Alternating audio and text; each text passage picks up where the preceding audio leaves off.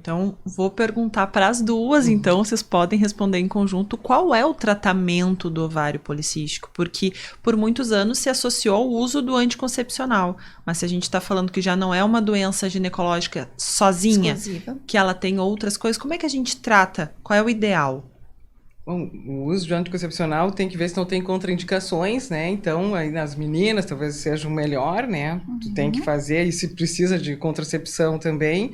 Às vezes, se a acne é muito importante, então tu pode usar o espironolactona, que é um diurético que a gente usa para, né? E ele inibe, assim, a aromatização dos hormônios masculinos. Então, esse hiperandrogenismo é um excesso de hormônios masculinos, que pode ser o hiperandrogenismo, às vezes tu só vê no laboratório mesmo, né? Então, tu tem que dosar os hormônios masculinos, testosterona, dihidroep. Então, são exames que a gente costuma pedir.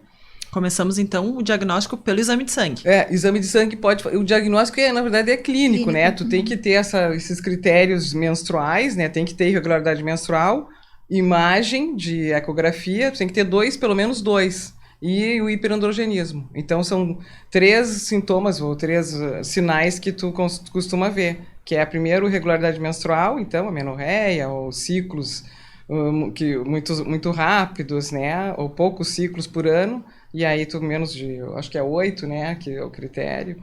Então, menos de 8 ciclos por ano, uma mulher que não menstrua nem 8 vezes por ano, tem alguma coisa errada, Sim, né? sim. Ou tem amenorreia, mais de 6 meses, tipo assim, né? Não menstrua, fica um tempão sem menstruar.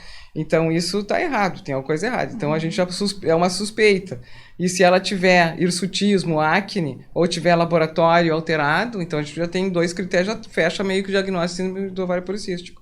E a morfologia de ovário policístico na ecografia.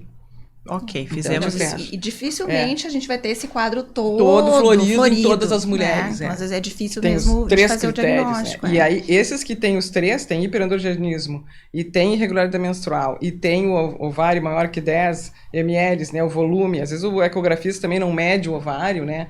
Ou não vê o número de folículos também, que é como a gente faz o diagnóstico de imagem.